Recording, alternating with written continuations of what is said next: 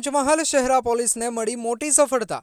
સગરાડા ગામે રેડ કરીને મહારાષ્ટ્ર પાસિંગની આઈસરમાંથી 56 લાખ રૂપિયાનો વિદેશી દારૂનો જથ્થો ઝડપી પાડ્યો।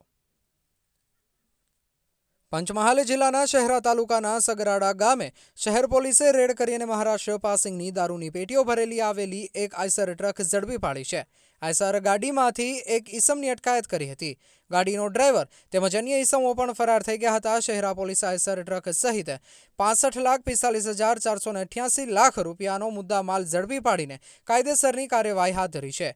પંચમહાલના શહેરા પોલીસ સ્ટેશનના પીઆઈ એ.બી. ચૌધરીને બાતમી મળી હતી કે શહેરા તાલુકાના સગરાડા ગામે કેટલાક ઈસમો ભેગા મળીને વિદેશી દારૂ વેચવાનો ધંધો કરે છે।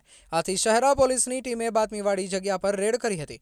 રાત્રિના તપાસમાં રેડ કરતા ત્યાં એક મહારાષ્ટ્ર પાસિંગવાળી ટ્રક મળી આવી હતી, જેમાં એક ઈસમ મળી આવ્યો હતો અને અન્ય માણસોને પોલીસ આવી હોવાની ગંધ આવી જતા ફરાર થઈ ગયા હતા। પોલીસ આઈસર ટ્રકમાં તપાસ કરતા દારૂની પેટીઓનો ધધ જથ્થો મળી આવ્યો હતો। પોલીસે પકડાયેલા ઈસમનું નામ પૂછતા તેને રમેશ ચીમાજી રાવ બાબર રહે સાંગલી મહારાષ્ટ્રનો રહેવાસી હોવાનું જણાવ્યું હતું। આ ગાડીના ડ્રાઈવર સંતોષ બધુ પેઠેકર તેમજ અન્ય ઈસમો ભરતભાઈ પગી, અર્જુનભાઈ પગી, ગણપતભાઈ બારિયા, સંજયભાઈ બારિયા, જયદીપભાઈ બારિયા એક મોબાઈલ ધારક સામે પોલીસ ફરિયાદ દાખલ કરીને તપાસના ચક્રો ગતિમાન કર્યા છે।